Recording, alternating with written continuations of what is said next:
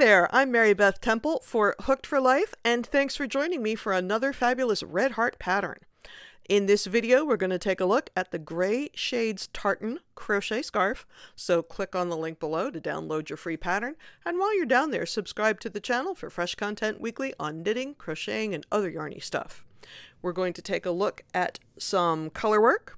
We're going to take a look at the linen stitch, and we're going to take a look at doing some surface crochet. So let's get started on this really cool scarf. I have already completed the first 10 rows because I think this is much easier to see the things that I want to show you when there's some work already done. So basically, this is what we call the crochet linen stitch. And all it is single crochet, chain one, skip the single crochet in the next chain one space. And as you can see, looking at the work, chain one spaces stagger. See, they're here and then they're here, etc. So this is linen stitch. You may have done it before. Some people call it moss stitch. It's a really simple stitch to achieve. The reason I'm starting here in the video, again, I want to talk about the color changes because that is the only part of this pattern that is even the least little bit complex. So, all the time when I'm making these videos, I tell you, you can read the text or you can look at the diagram. I am here to tell you, this one is so much simpler if you look at the diagram. It is so much easier to see what you're doing looking at the color chart than it is to read a mountain of text, because all this text is telling you is you're making the linen stitch, and every time there's a break in the colors, you can see there's not a chain one space in between. So regardless of what color you're stitching, if you look at the chart, these two single crochets that are between every color panel, there's always two single crochets between the color panel. There is never a chain one in there, and that makes it super simple to change colors, which is why it's done that way. It keeps the piece nice and square. So again, if you want to read the text, if you are not a diagram person, I understand. But if there was ever a time when you were going to learn to work from the color chart, now is that time, because it's so much easier to just see what you're doing. So here is the diagram, and here is my sample. Now, we don't generally work in black or white here on camera just because it's too hard for you to see. But you can see there's that would be the black color, and there's my other three on the other side. So I have completed the 10th row, and we're going to go to the 11th row. So the 11th row is here on the chart, or of course you can read it in the text. Just a gentle reminder, odd number rows, you are reading from right to left. Even number rows, you're reading from left to right, vice versa if you're left-handed. So I'm coming up on the end of the 10th row.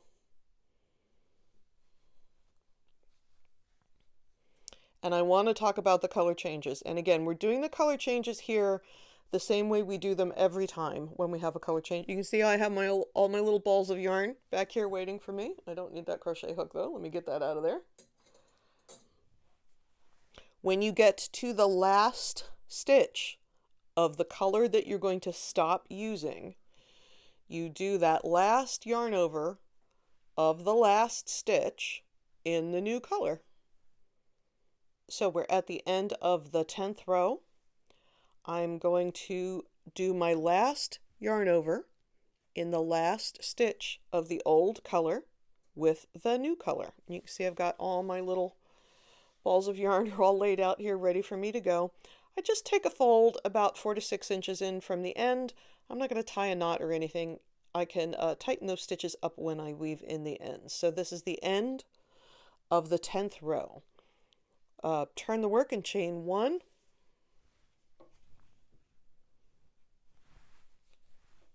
Single crochet in the first single crochet, that's the very first one. Now I'm going to chain one and skip this single crochet and single crochet in the next chain one space. So I'm going to do that 4 times. So that was 1, 2,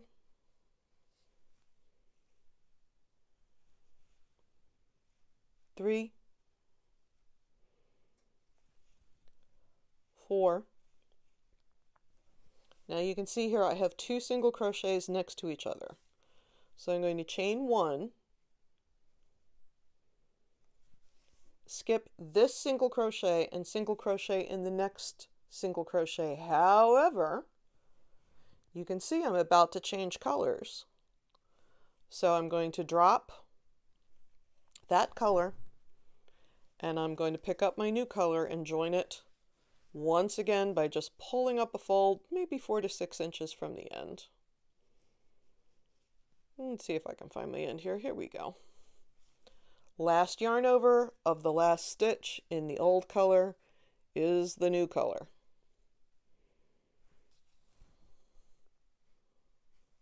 So I'm going to single crochet in the next single crochet, chain 1, skip 1 single crochet in next chain 1 space 2 times,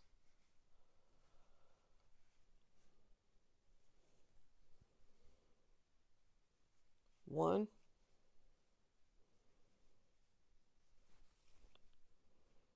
2, chain 1, skip 1 single crochet in the next single crochet, and once again at the end of this I'm going to change my color. Now let's talk about the color changes a little bit. I'm going to bring it up here and then we're going to talk about it when I do the next row. In the interest of keeping things neat, I like to keep all my color changes to one side. So I always keep the working yarn towards one side of the work. It's the wrong side. It's the side away from me when I'm working these rows. It's the side towards me when I'm working these rows. And I do it because I just think it's neater. And I'm going to give you a couple of tips on keeping those things neat. But for right now, I know that you have the general gist of this. Let me get to the end of the row and we'll talk about those color changes. Doing the end of the 11th row, skip that single crochet in the last single crochet. And you can see that we're changing colors because that's what we're doing on the 11th row. So now the next few rows, we're not changing colors, the colors are the same. So we're going to use each ball of yarn as we come to it. Let's see if I can neatly go up and you can see all my little balls of yarn waiting for me there. I didn't use bobbins or anything fancy like that just because it's a fair amount of stitches in each color. And so I didn't want to get those little plastic bobbins. I don't think they hold enough for a project like this. Now, let's take a look at the 12th row. So this is slightly different. So at the beginning of the 12th row, we're going to chain 1. We're going to single crochet in the first single crochet. Now, in the row that we did before, in the row underneath, there were 2 single crochets next to each other, so we had to skip one, but now there are not 2 single crochets next to each other. There's a single crochet and a chain 1 space. So we're going to go right into that chain 1 space, then chain 1, skip 1, etc.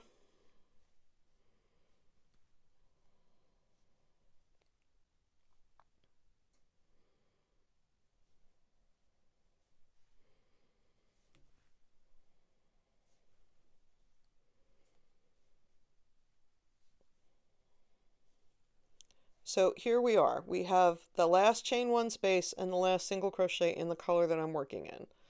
So I'm going to put my single crochet in that chain 1 space. Then I'm going to put my single crochet in that single crochet, and I'm changing color, right? Because my next stitch is in a different color. So remember how I said I wanted to keep all the twisting to one side of that work? So I'm going to bring that yarn towards me. Now this is a tail. This is only going to happen on rows in which you change color. I'm going to bring this working yarn up to finish the single crochet. However, to keep it neat, and you don't have to do this, I just do it because I think it's neater. I'm going to finish that single crochet with the new color, and when I do my next one, I'm going to tuck my hook under that float. finish my single, single in the next chain one space, chain one, skip one single crochet, single in the next chain one space. Let's take a look lower down because it's easier to see. If you can see, by doing that on these rows, by going under that little float, it gives you a super neat edge.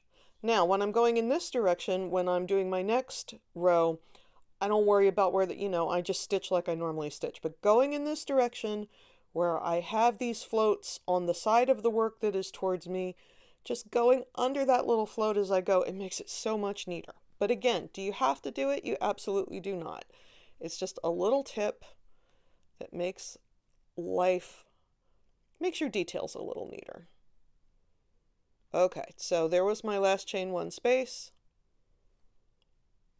Here is my single crochet, bringing the yarn towards me, bringing that new yarn up, finish that single crochet, go to do the next single crochet and put my hook under the float. Then in the chain one space.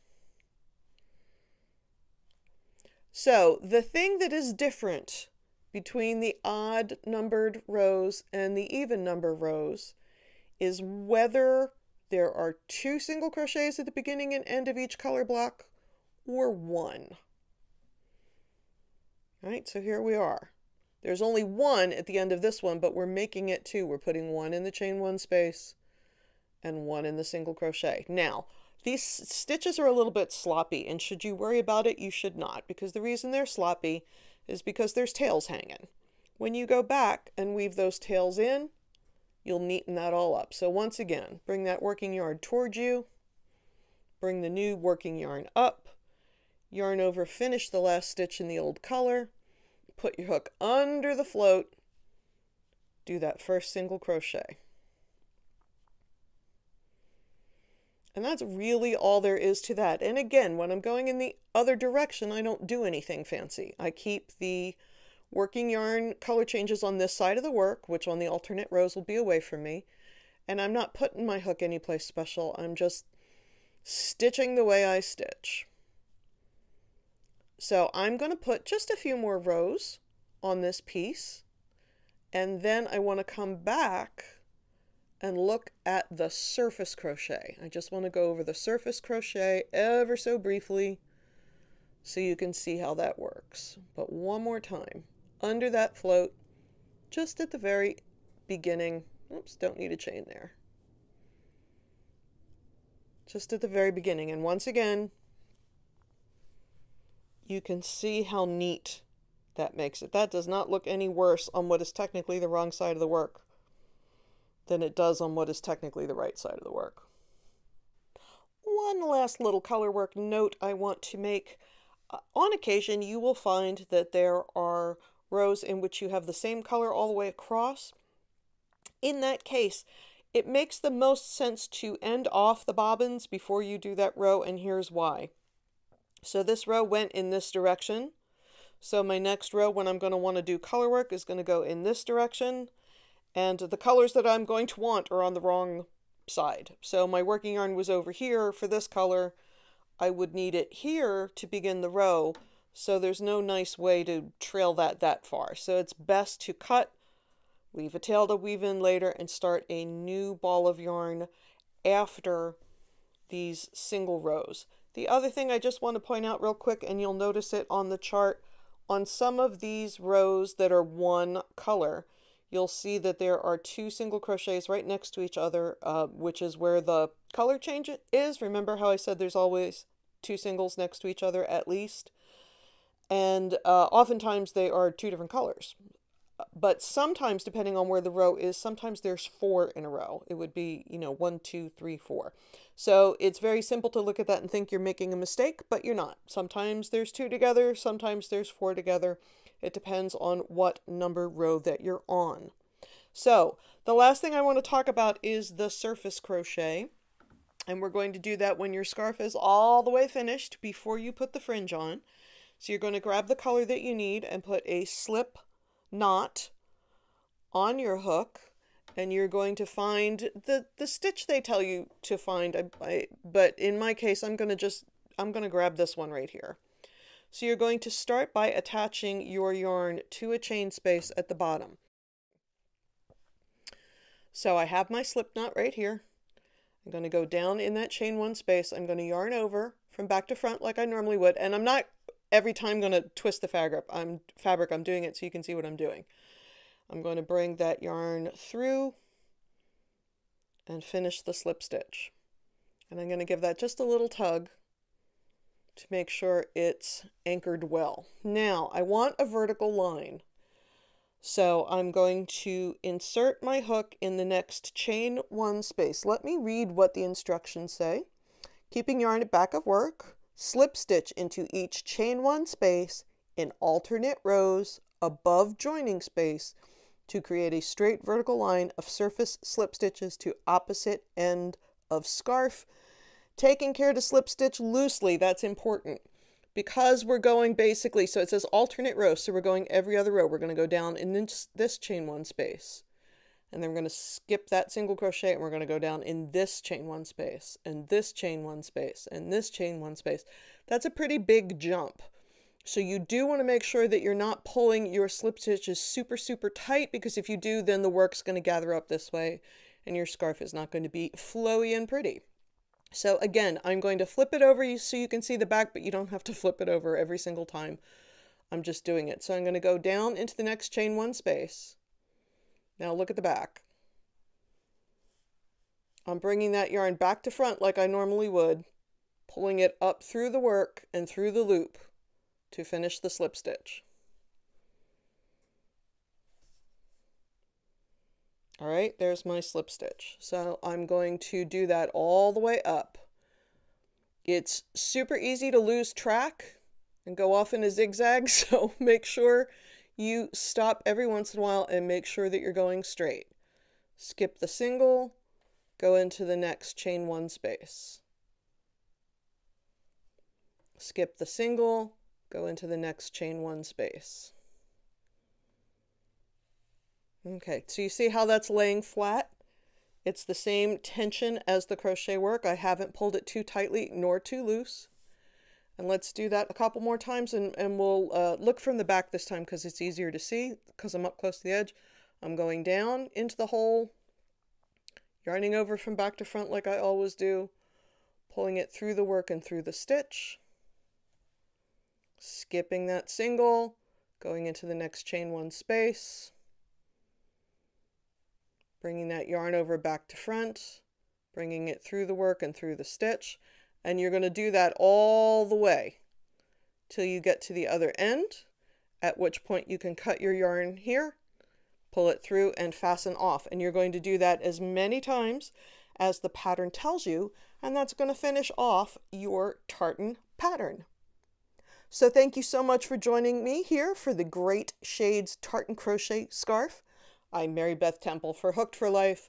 Please like this video and subscribe to the channel for fresh content weekly on knitting, crocheting, and other yarny stuff. And we look forward to seeing you again here real soon. Bye-bye.